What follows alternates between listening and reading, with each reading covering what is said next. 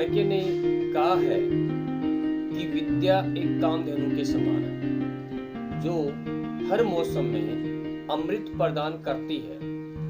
वह विदेश में एक माता के समान है जो रक्षण एवं हितकारी होती है। इसलिए विद्या को एक गुप्त धन कहा गया है। इसी प्रकार एक सामान्य जिंदगी जीने के लिए इंसान को रोटी, कपड़ा, मकान के अलावा अगर इंसान को किसी चीज की सबसे ज्यादा जरूरत होती है तो वो है सिर्फ शिक्षा। बताया है कि होके मासूम ने यूं शाम से ढलते रहिए, कि होके मासूम ने यूं शाम से ढलते रहिए, जिंदगी भोर है सूरज सा निकलते रहिए, एक ही पांव पे ठहरोगे तो थक जाओगे, धीरे धीरे ही सही राह पे चलते रहिए। तो दोस्तों, काम करो ऐसा कि एक पहचान बन जाए, कि काम करो ऐसा कि एक पहचान बन जाए, हर कदम ऐसा चलो कि निशान बन जाए, कि हर कदम ऐसा चलो कि निशान बन जाए। यहाँ जिंदगी तो हर कोई काट लेता है, जिंदगी जियो इस कदर की मिसाल बन जाए। तो दोस्तों, आज हम कक्षा 10 की पुस्तक क्षितिज में संकलित कवि सूरदास के जीवन परिचय के बारे में जानेंगे। हिंदी के ऐतिहासिक काल के भक्ति काल में वल्लभाचार्य के शिष्य व कृष्ण भक्ति धारा के सगुण कवि सूरदास का जन्म संवत 1540 में हुआ था। इनका जन्म स्थान आगरा और मथुरा के मध्य स्थित रुनुता ग्राम में माना जाता है। कुछ विद्वान दिल्ली के निकट सिही अर्थात वल्लभगढ़ में वैशाख कृष्ण पंचमी संवत 1535 अर्थात 1473 ईस्वी में जन्म मानते हैं।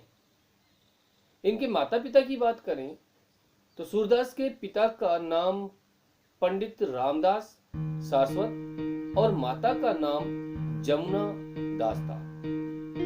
क्या सूरदास जन्मांध थे?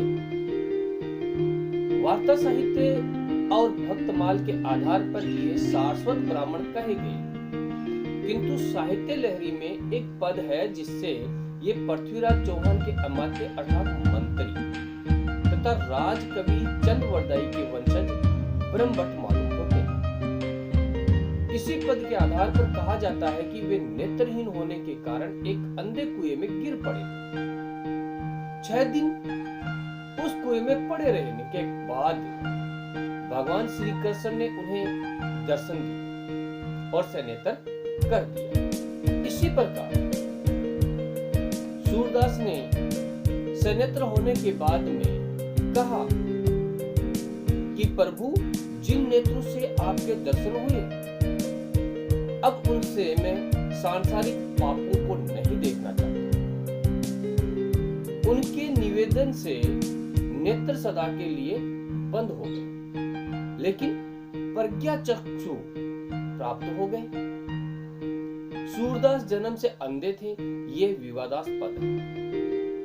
इसके बारे में अधिकांश विद्वानों का मत रहा है कि वे जीवन के अंतिम समय में अंधे हुए थे, क्योंकि इसका प्रमाण हमें उनके पदों से प्राप्त हुआ है।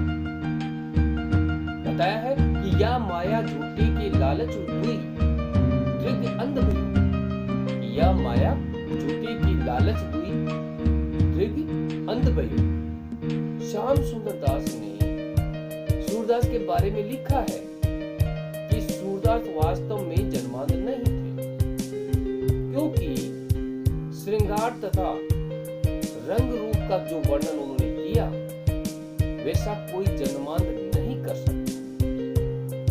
इसी प्रकार डॉक्टर हजारी प्रसाद द्विवेदी जी ने एक जगह लिखा है कि सूर सागर के कुछ पदों से यह ध्वनि अवश्य निकलती है कि सूरदास अपने को जन्म का अंधा और कर्म का अभागा कहते हैं, पर सब समय इसके अक्षरार्य को ही प्रधान नहीं मानना चाहिए।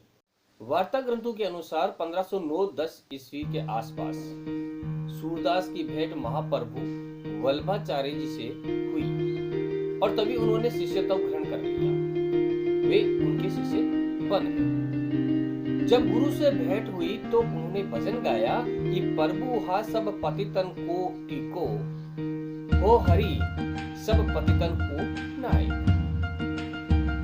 84 वैष्णव की वार्ता के अनुसार सूरदास की अकबर से मुलाकात हुई तथा गोस्वामी तुलसीदास भी उनसे मिले थे। वल्लभाचार्य के शिष्य बनने के बाद वे चंद्र सरोवर के समीप पारसोली गांव में रहने लगे। वहीं 1583 ईस्वी में उनका देवासान हुआ। उनकी मृत्यु पर गोस्वामी विठलनाथ जो वल्लभाचार्य के पुत्र थे और जिन्होंने अष्टशास्त्र की स्थापना की थी, तो उन्होंने शोकग्रस्त होकर कहा था कि पुष्टि मार्ग को जहाज जात है सो जाको कछु लेना हो तो ले। पुष्टि मार्ग को जहाज जात है सो जाको कछु लेना हो सो ले। आचार्य वल्लभाचार्य ने अपने सिद्धांतों में सूरदास को दीक्षित किया और उसी समय से उनकी दास्य भाव की भक्ति सख्य भाव में परिणत हो गई। सूरदास की शिक्षा आदि के विषय में कहीं नहीं लिखा मिलता है। केवल इतना ही हरिराम जी ने लिखा है कि वे गांव से 4 कोस दूर रहकर पद रचना में लीन रहते थे और गान विद्या में प्रवीण थे, जो उनके पिता रामदास भी थे। भक्त मंडली उनके पद सुनती थी। उनके पद विनय और दैन्य भाव के होते थे, किंतु वल्लभाचार्य से मिलने व उनकी प्रेरणा से सूरदास ने दास्य भाव और विनय के पद लिखना बंद कर दिया तथा सख्य, वात्सल्य और माधुर्य भाव के पदों की रचना करने लगे। सूरदास की रचनाओं की बात करें तो डॉक्टर दीनबंधु गुप्त ने उनके द्वारा रचित 25 पुस्तकों की सूचना दी है, जिनमें सूरसागर, सूर सारावली, साहित्य लहरी, सूर पचीसी, सूर रामायण, सूर साठी और राधा रस केली प्रकाशित हो चुकी है। इनकी रचनाओं में सूर सागर भागवत की पद्धति पर 12 स्कंदों में है। साहित्य लहरी सुप्रसिद्ध दृष्टि पदों का संग्रह है। यह अर्धगोपनीय शैली में राधा और कृष्ण की लीलाओं का वर्णन है। सूर सागर में भ्रमर गीत प्रतीकात्मकता है। सूरदास ने सगुण भक्ति की श्रेष्ठता सिद्ध करने, भक्ति की ज्ञान योग पर विजय दिखाने हेतु भ्रमर गीत प्रसंग की कल्पना की। इनका भ्रमर गीत श्रीमद् भागवत पुराण पर आधारित। सूरदास के भ्रमर गीत में भ्रमर एक जीव है जिसे मधुकर, मधु, अली, षटपद, चरतरिक, सारंग, मृग आदि पर्यायी नामों से जाना जाता है। श्रीमद् भागवत के 10वें स्कंद के 46वें और 47वें अध्याय में उद्धव का आगमन वर्णन किया गया है। विठलनाथ ने अष्टशास्त्र की स्थापना की थी, जिसमें वल्लभाचार्य के 4 शिष्य और स्वयं विठलनाथ के 4 शिष्य रहे। वल्लभाचार्य के 4 शिष्य थे सूरदास, कृष्णदास, परमानंद दास और ओमदास, और स्वयं विठलनाथ के 4 शिष्य हैं नंददास, चतुर्भुजदास, चित्स्वामी और गोस्वामी। ये अष्टछाप कवियों में श्रेष्ठ कवियों की श्रेणी में जो आते हैं वो है सूरदास।